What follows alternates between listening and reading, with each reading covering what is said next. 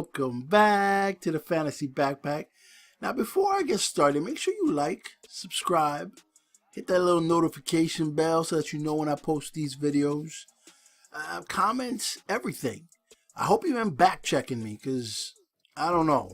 A lot of other people have been claiming a lot of things, but you can back check me to see that you should, if you were following, you're pretty set going forward into the next couple of weeks. So I hope you've been back checking me and not just following other random people because they've been around longer or they've been doing videos longer.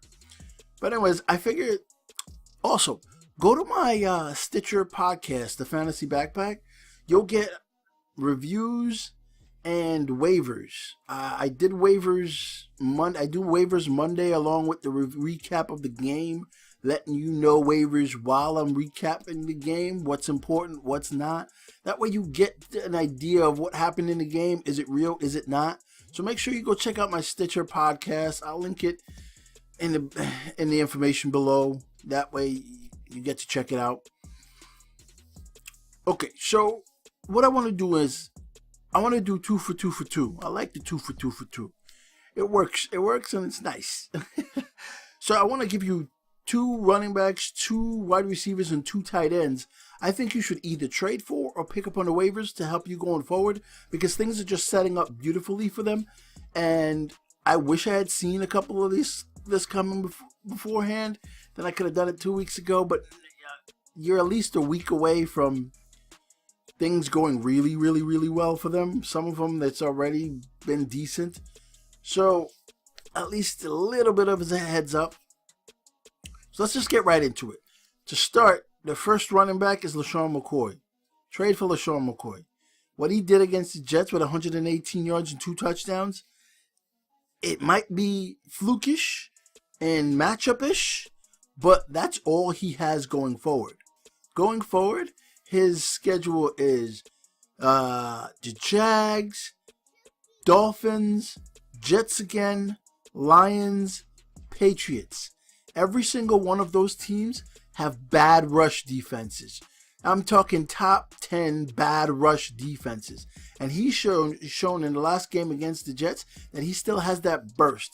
He still has that move. And with Barkley at quarterback, which I think they're going to keep for the rest of the season, and say Allen's hurt just to have a good showing, he showed me that he still got LeSean McCoy type gifts and talents. He's just been on a terrible, terrible team, and his schedule just sets up phenomenal for him going forward. I would give up serious assets for him just because I see, if I'm already in playoffs, I'm already locked in, I would give up a lot for him so long as I'm not hurting my initial team. Like, whatever I have on the bench that's decent, that I would give it up for him. Whatever the player, maybe they need to make playoffs. Whatever it is, I would give it up for them. I can't tell you what that is, just simply because I don't know your team.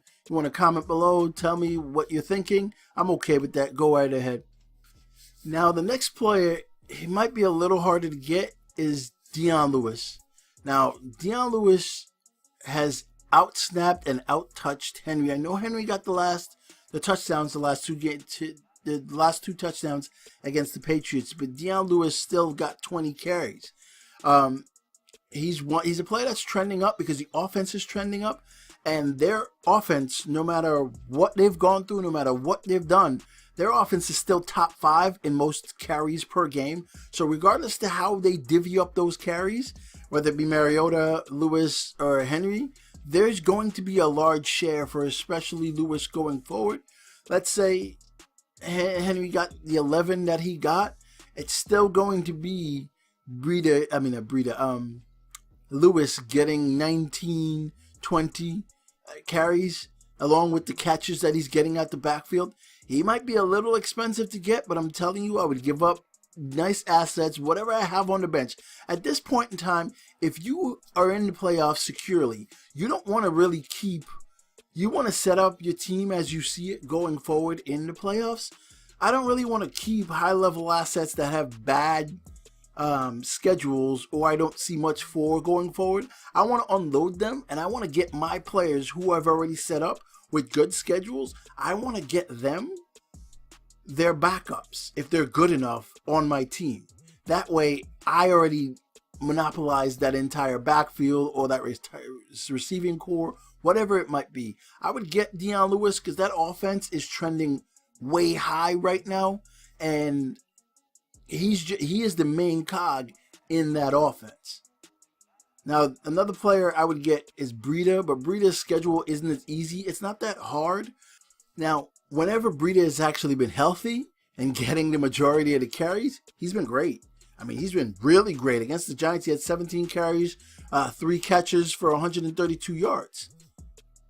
The offensive line is top 3 in creating second-level yards, which means the linemen get to the linebacker, which then allows their running backs to gain more yards. The yards created for Breida in the Giants game were 54 yards. Now, the Giants is not a good defense in terms of run defense anymore because they got rid of Snacks. But the schedule created for Breida, he has the Bucks when they come back from a bye, Seahawks, Broncos, Seahawks again. Now, this is where the problem is. He plays the Bears in your playoff matchup, so you're not going to really...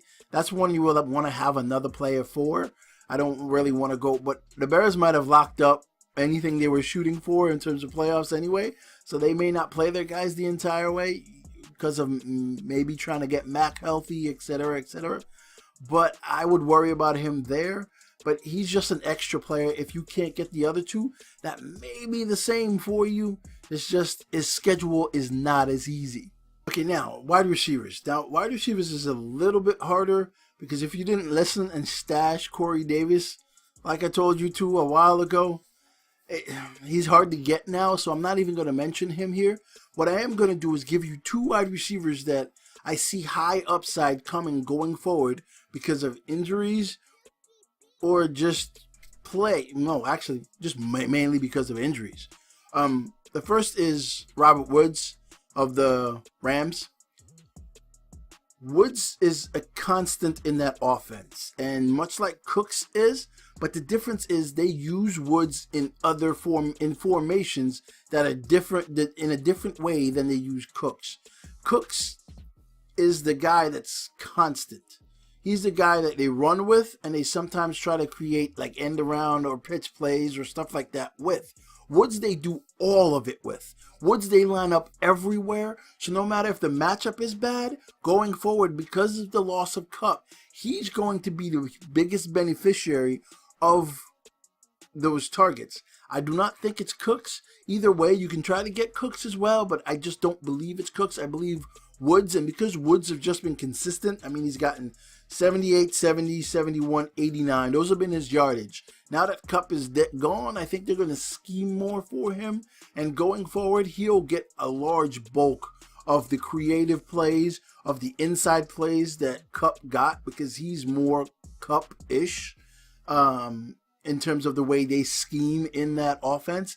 He plays, him and Kupp rotated the same type of positioning, just that Kupp played a lot more in the slot than he did, so which means I think he now goes into a larger role there, which then becomes beneficial for him. Another guy, Galladay. Now, I was critical on Galladay. You know I was critical of Galladay. I didn't think because Tate left he was going to get targets, and he hasn't been, and he hasn't ended up doing so. But with Jones probably on the shelf for another 2 weeks or so, 2-3 weeks, I mean, they're saying everything is intact, is ACL, MCL, sure. Those are not words that I want my doctor to use. It's like it's intact, okay, but how far stretched is it or whatever. So I think Galladay now becomes the premier guy there, and Stafford now has to use him like what they call him, Baby Megatron. Stafford now has to use him in the same way that they did Megatron, because he was the only receiver there, and he would just toss it up and make him go get it. Galladay is hard to get, but if you can somehow weasel your way into it, maybe the person has more receivers or whatever. He's harder to get because of the name and what he did earlier in the season, and now that everyone knows Jones is injured, he is harder to get. But Woods and Galladay, go get them. Now, as far as tight end is concerned, it's harder to judge tight ends, but I know one player that always finishes the season well. I don't care what year it is, he finishes the season well at tight end. That's Vance McDonald. go get Vance McDonald. Because as it gets colder, he becomes more bruising. He starts to beat up on these little cornerbacks and safeties compared to him that are small, and linebackers can't really cover him. So going forward, he should have a very productive second half. Now, the player that's going to cost you, it's not going to cost you anything because I know you can pick him up, is Hayden Hurst in Baltimore. Baltimore has the most pie and cake schedule in the history of mankind going forward. If they were just semi-functional, you would want to own Baltimore players just everywhere. But if Flacco's playing, I don't really want to own anyone. Now, if Jackson or RG3 is playing, I want to own Hayden Hurst.